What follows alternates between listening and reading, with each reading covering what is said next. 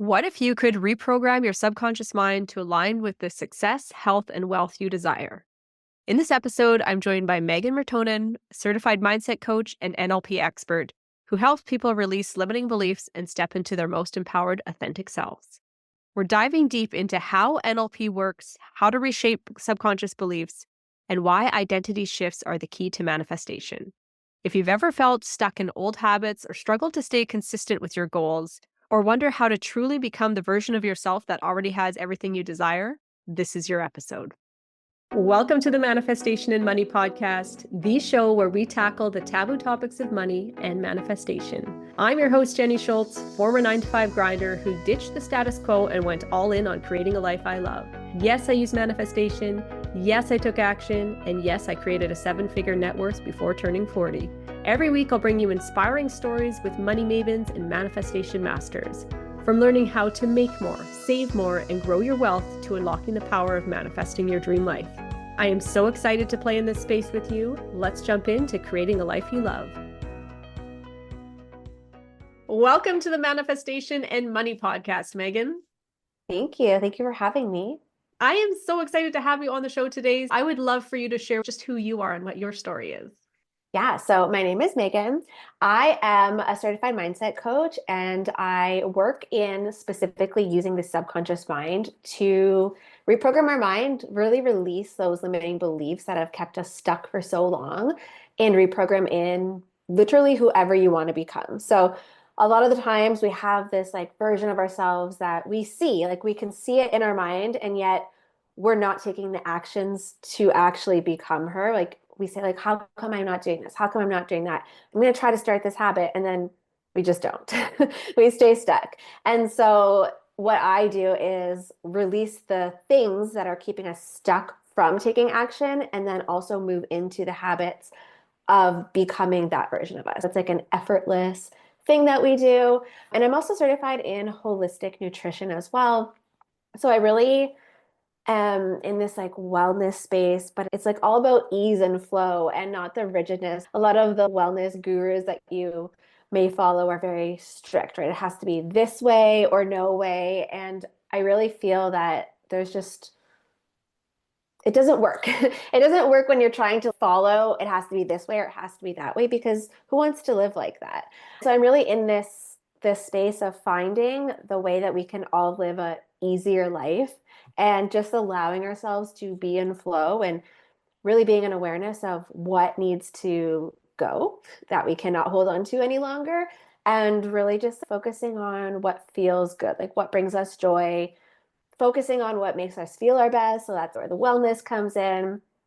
And really just, being the most you version of you. I resonate with that so much. I feel like we should all be able to find that path of ease in our own lives. So what drew you to this path that you're on now? Yeah, so it's a funny thing, but I am a coach and I never intended to be. So I had first heard of Neurolinguistic Programming, or NLP, on a podcast. I think was the first time I had heard about it. And I was like, oh, that's really cool. You can just change the way your brain thinks. That's so neat. And so I listened to that podcast, and then I read a book about it, and I listened to another podcast, and I was like, I need to learn how to do this. And so I went online to search how to do NLP, and there's nothing. You can't just do it. So I'm somebody who DIYs everything. And I was like, okay, if I can't do this myself, I don't really want to hire a coach right now. I'd hired a coach in the past, and I was nervous to hire another one.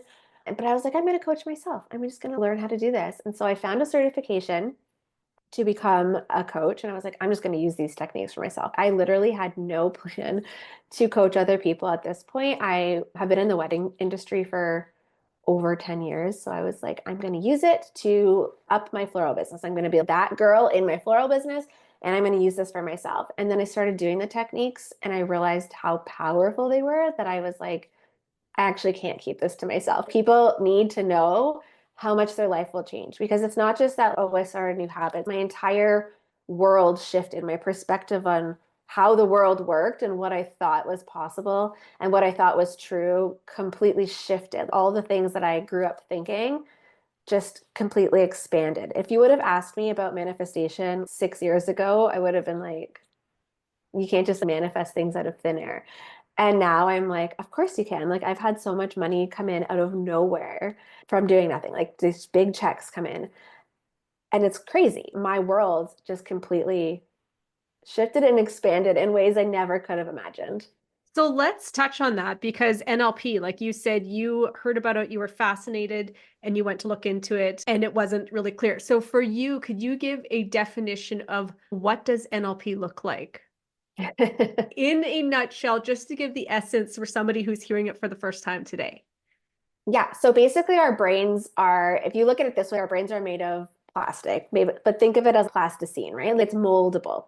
And so if you were to, another actually good analogy is, I always think of coding a computer. So you have your computer, which is like your brain, that's like the tangible thing. And then there's the code inside of it. And so your computer is programmed, however, your programmer programs it and goes, okay, here you go, there's the software. And our brains are the same thing, but a computer programmer can reprogram that computer at any time and make it a different computer on the inside, right? Still the same on the outside, but on the inside, all it has to do is write a different code. And so NLP allows us to access this neuroplasticity of our mind, this bendable, breathable, shapeable thing where we can actually change the pathways in our brain so that we think differently. There's certain techniques, for example, that work. It's called submodalities, which are basically the indexing of our minds, how our brain stores information. And we can literally change those submodalities to change the way our brain stores information. And when your brain is storing information in different places, then you're automatically thinking about it differently. So you can go from liking something to disliking it. So if it was something like, oh, I want to stop drinking coffee, you could literally go from liking coffee to not liking it at all, or vice versa. You could be like, I hate kale, but I really want to start eating it. And then you could do that as well. So it's really cool how you can just literally change the way that you've thought about things your whole life. Mm-hmm. That's fascinating. For me, a person who loves manifestation and knows that the subconscious plays such a huge piece in that of us truly, like on the surface level, we're saying what we want, but we need our subconscious to be in alignment with what we're going towards, right? Because people can say that they want the thing, say that they want the kale, but if they truly hate the kale in their brain, they're not going to be going towards eating plates of kale, right? So, how do you work with Right. people and start helping them rewire that or recreate the programming? Yeah, so we use a bunch of different techniques that works directly with the language of our subconscious mind. So your subconscious thinks in terms of imagery, emotions, your beliefs. So what we do is we go in and we use specific techniques. So there's a few different ones, but there's timeline coding, which is technically time technique. So it's a little bit different than NLP, but we're just going to wrap it all together. Your subconscious has a timeline, right, of your encoding. So this goes all the way from like past lives into future encoding. And so you can actually go back and find the root cause of limiting beliefs, go in and release that belief, but you're not just, it's different than working consciously because consciously you're going to be like, okay, I choose to be worthy. I choose to feel worthy, right? No, I feel, of course I'm worthy. And you can try to convince yourself of that. But when you go back to the root cause and you understand, because you're looking over this past experience or event, that if you're going into your childhood or a past life, I mean, especially a past life, you can't recall that consciously. These are memories that are stored that you have no idea that ever happened to you consciously. So when you go back, you're not just saying, okay, I'm releasing that. You can see how that's not even really yours to keep. An emotion of this, I think often of is shame and guilt. Shame and guilt are almost never our emotions. They're emotions that are imprinted onto us by other people. It's other people who want us to feel guilty about something, other people who make us feel shame about feeling guilty about something, right? It's those don't belong to us. So for example, you can go back and say, you can release shame. So you go back to the first time you ever experienced shame and you're in that experience and you're like, that was not my shame. I don't feel that. That was like a parent telling me that I did something wrong, or in a past life, like experiencing something that made you feel wrong or bad. And as women, we all have this, we all carry this, especially because we've been told for thousands of years that like we're not good enough and we're not worthy, we're not deserving, and we're doing everything wrong. Yeah. It sounds so simple, right? Okay, so I'm wrapping my head around all this. I know it's hard to wrap your brain around sometimes. And it's not that I don't believe it. I'm just fascinated by all the different rabbit holes that me and my love of manifestation is opening up all these different conversations. I'm like, okay, yes, I see how this piece fits into the puzzle. When you started using this on yourself, before you even tried it on other people, the first, like, can you like walk us through like what an exercise might look like where you're trying to take yourself back to that beginning, that place where that seed was planted?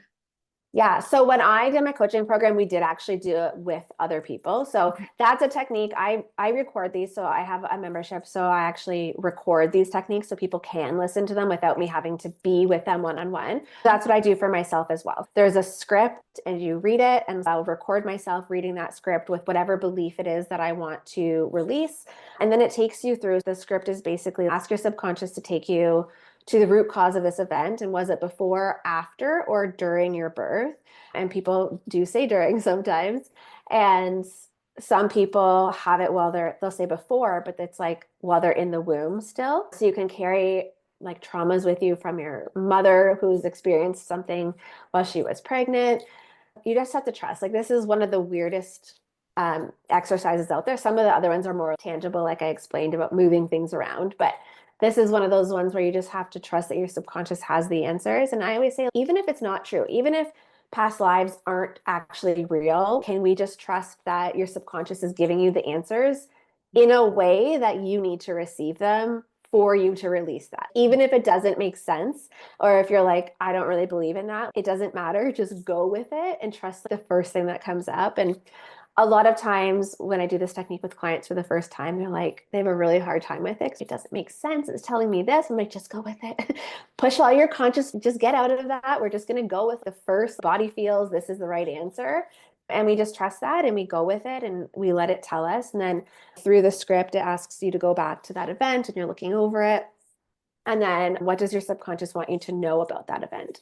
And so it'll give you learnings and lessons about that event that are positive that you can take with you in the future. So now not only are you releasing that event and that root cause and the belief, you're like, that actually wasn't mine. I didn't do anything wrong. Like, it was actually other people who were wrong in that situation, but I felt guilty because someone else told me that I was bad, or whatever the situation was that you were facing in the belief. But once you can take that with you in the future, it's like, oh, okay, everything has changed now. And that's a really cool thing. And then some of the other techniques are a lot easier. There's one swish pattern technique. So this is a really good one for habits. So if you wanted to change the way you're showing up right now, let's say we'll use the kale example, right? Because like consciously, when you're manifesting, yeah, you're like, I'm going to eat more kale. I'm this person who eats really healthy. And so you go to the grocery store and you buy the kale, but then it sits in your fridge and goes bad because you don't actually ever want to put it in anything. And so with swish pattern technique, what we would do is, first of all, right now, you're not even buying kale at all. So that's not even in your radar. Right now, you go to the grocery store and maybe you're buying a lot of processed foods, but that's what you want to change. So we're going to think of that picture of you and we're going to bring it up in your mind. And then we're going to clear that. We're going to think of the version of you that you want to become. So in this specific example, let's say you're somebody who's very healthy. You go to the store, you buy a ton of vegetables, you're buying a ton of green vegetables, which maybe isn't your current favorite thing. And we're going to make it feel really good. How does it feel to be buying those vegetables? How does it feel to be picking that out, going home and putting them in your fridge, having this beautiful, clean fridge, and having Pinterest worthy vegetables, and really calling that in? How does it feel when you eat these vegetables and when you're making meals with them, and getting very, very specific and clear? And then we adjust the submodalities. The submodalities, again, are those indexes on how we store things, and we adjust it so that it feels really real. So we'll make the picture bigger or smaller if that feels better. We'll move it from side to side. And so we store it in the place that best feels like, oh my God, I want this, in our minds. And then we take the old picture and we bring it up in our minds. And we bring the new picture small in the corner. And what we do is we swish it out. So as this picture shrinks rapidly away, the new picture explodes big and bright on the screen. And you just do that a bunch of times. And eventually you can no longer pull up that old picture. It just feels like really gray or dull. And it's very hard to actually even feel what it felt to be in that spot. And now all you think about is, I can't wait to go to the grocery store and buy some green vegetables and actually make something with it. And maybe the first step is you're like, I'm going to go clean out my fridge right now and I'm going to get ready for it, because that's part of that whole vision overall. Wow. Okay. This is really cool. This is really neat because people could use this in all areas of their life. Like you said prior, that you could use it for something that you do want just as much as something that you don't want anymore. So Yeah. that is mind blowing. I think that's really, really cool. Do you have any fun manifestation stories of your own that you've been able to achieve since putting these processes on yourself? Yeah. So I feel like, especially in the last year, I have quantum leaped 4 different times into my next level self. And it's really at that identity level of the things that I'm believing and the ways that I'm acting, right? I think the first one that I did last year, and so what I do is I write myself custom hypnosis scripts, and it is very specific to, this is exactly, you know how people script in manifestation and they write it as, I'm already this, I'm so grateful for. So I'll write my script like that, and then I record it, but it's very specific to the exact habits that I have, the way I think about money, the way that I think about the value that I'm offering. Clients love to pay me. Of course, everybody wants to work with me. Whatever it is, I'm specifically manifesting in my next level. So I'll look at where I am right now and I'll be like, okay, what am I currently doing or believing that's stopping me from getting into that version? And what does that version of me do? She's the CEO of her business. So what are the activities that she's actually doing every day? Or she wants to live with more ease and she doesn't want to be at her desk for 8 hours a day. How is she actually living where she's getting work done, but then she's going out and spending the rest of the day in the garden? And so whatever it is, I figure it out, I write it down, and then I listen to that every single night. And I really notice that if I don't listen to it, whether I forget or I'm just too tired to deal with it, if I miss a few days, I start noticing I feel really overwhelmed. I feel like I'm off my path. I feel like I'm out of alignment and I don't see my next steps or whatever I need to do so clearly. And it feels like I'm really off my game. And so I really do notice the difference of listening to it and not listening to it. And I literally put it on when I go to sleep at night. It doesn't take any time out of my day. And so I really have noticed that every day when I'm listening to my hypnosis, I'm getting up and I'm manifesting that life because I'm doing it. I'm taking the action, right? And that's all manifestation truly is. You can manifest things like come out of thin air. You still have to open the check and deposit it, right? You can't just receive money. And I mean, maybe you could in your bank account, but it rarely happens like that. You'll get some sort of something and you have to take action. Manifesting is, yeah, it's that taking that action and the embodiment of manifesting. And I think this was one that really kind of tricked me for a while. What do people mean when they say embodiment? When I was getting into manifestation, I was like, embody, but how? It's so simple. It actually means just doing the things that your future self is already doing. If you want to be this healthy version of you and you know that she works out every single day, then guess what? All you have to do to manifest that version of you is work out every day.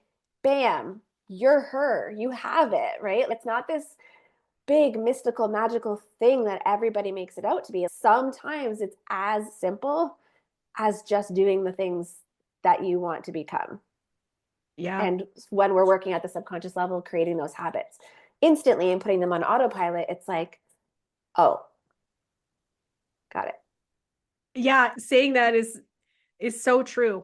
A simple thing for me, I want to do yoga every day. That's just a thing that I kept putting off. I want to do yoga every day. I just want more flexibility in my body. And I got myself to the point of it was just like I wasn't finding the space in my calendar to do yoga every single day and it just felt like a lot of work. So I literally started by doing a couple simple yoga poses. A couple poses, 2 minutes of yoga every day. And in my head, then I was able to say, I do yoga every day. And then it grows from there. But to physically actually get myself to get into those poses and do them. And yeah, I was doing yoga every day for 2 minutes, but then that's where it grows from, right? Yeah, because it's now your identity. Of course, I'm going to do yoga every day. Like I do yoga every day. And when you see it as somebody that you already are, there's a difference between trying to do the thing and doing it. And the difference is how you see yourself, right? Michael Jordan, you don't need to convince him to go out there and train to do basketball every single day. It's, of course, he does that every single day because it's who he is. That's part of his job. It's how he sees himself. He doesn't need the help being an athlete. But if you're telling me to go out there and train and play basketball every day, I'd be like, no, because that's not how I see myself, right? And so it's literally just being like, how do I see myself? Who am I being? If you want to be somebody who gets up early, then be somebody who gets up early. We're not trying to get up early. There's no try. It's not like, oh, maybe tomorrow I'll try to get up early. It's like, tomorrow I'm going to get up early because if I don't, I feel off in my entire day. I get up early because I need that time to myself. I understand that. Sometimes I would rather sleep in, but if I sleep in, then my whole day feels off. I slept in today because my husband was off. I usually get up when he goes to work and I let myself sleep and I also had a major headache. But we basically got up, got my daughter out the door, rushed to school, and I didn't have my time to think about the day. Or that's my best content planning time in the day too, where I'm like, before I look at anything else, before I see the world, it's just like, this is what I want to share. And so in bed, I'll usually like on my Notion, I'll write my little content things that I'm going to plan for the day. And I didn't have time to do that. I get back and then everything feels off. I get up early because I want to avoid that, right? I'm not trying to do it. I just do it. And so I think it's not even an important part. It's like the most important part of creating these new habits to be that version of yourself, to manifest that life. You have to see yourself as the person who already does that. Mm-hmm. Total side segue from that here. So being a mom, knowing what you know now, are there any tools or exercises, or I guess even just in terms of parenting around your child that you embody now? Yeah, it's so hard because it's kind of like sometimes the do what I say and not what I do type thing, right? Because honestly, we pick up everything. When we're in the ages of 0 to 7, it's only subconscious learning. So that's how kids learn to walk so fast. If they were in their conscious mind, they would never take a step because there would be fear of falling. Oh my gosh, if I took a step, what if I fall? What if I hurt myself? What if people make fun of me for the way that I'm walking, right? That would never happen. So we only are in our subconscious learning stage at that point where we just adapt to everything that we're being told. But knowing that as a parent, sometimes it's so hard because I'm a human. I have a nervous system. Sometimes it's dysregulated and it's hard because you'll say something or you'll have a tone or you'll do something or you'll listen to your spouse say something and you're like, ah, they're going to take this subconscious belief and it's going to be all our fault when they're older. But I think just being an awareness of knowing that they're literally sponges. I know people say that, but literally every single thing that you're telling your child, whether it's something you're physically telling your child or just something they're seeing you do, they're absorbing it and they're taking that, internalizing it, and forming a belief about it, right? It's not just like, okay, I heard that and like it's going in my mind. It's forming a belief inside themselves. So if you're somebody who's like, oh, we don't have money for that right now. Well, they're going to be like, we don't have money. Okay, I have no money. It's hard for us to make money and then develop all these money beliefs. Whereas if you're like, right now, that's not a priority in our budget, that's a whole different thing, right? So it's kind of like trying to be mindful of the words that we use in the way that we explain things because it can be true that you don't have the money right now and you want to share that, but there's a difference in the way that we say it so that when it's internalized, it goes, okay, it's just not a priority right now. Because when they grow up, they'll be like, that's not a priority right now. Not, oh, I don't have the money, or there's not enough money to go around, or it's so hard to make money, right? There's a different way of trying to, and I say trying because I'm not perfect and I'm not on 100% of my game there either. We're all human beings, right? We can try our best and set the intentions for what we want, but life is still going to hit us. And sometimes children's noise level rattles you. I'm not going to lie. Sometimes children's Oh, noise level rattles you, especially the when prepping worst. dinner for some reason. But Yes. yeah, I just wanted to hear your thoughts on that because I have little ones and I'm like, when you were talking earlier, I was like, oh, I'm doing things right now that are damaging my children and their future belief systems when they see me get flustered or they see me not in my best. But so thanks for sharing that. And I would love for you to share. You've got your own podcast. You've got a fun little thing called Velocity. So please share where listeners can reach out and catch more of your goodness.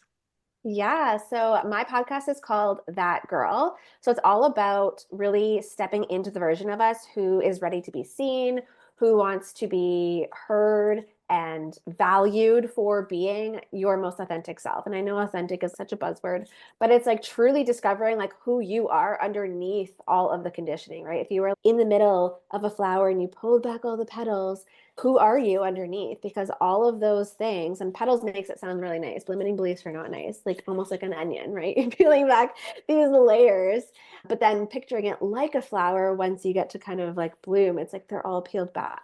And that's the most you version of you when you get to discover that. And then feeling worthy and deserving of being seen and being heard and stepping into that. And it's all about this whole body approach of how do we step into our most well selves? Because the truth is, like, nobody is picturing themselves as their next level self or in the life they want to manifest as a slob eating bonbons on the couch, right? Like, nobody is doing that. Whether you're doing that or not, I know that it's not the way that you picture your future self. And I'm not saying there's anything wrong with doing that. But if you're manifesting your most well self and this visual, like, you're trying to visualize the life of this future self, I would bet money that that's not the future version you're trying to manifest. And so it's getting into, this is my best self. This is how I show up every day. This is how I take care of my skin. This is how I treat my body. This is how I feel the most confident showing up and having the appearance. And I don't want to say looks are everything, but looks do matter. And how you present yourself matters, because that's the energy that you're giving off in order to receive it back, right?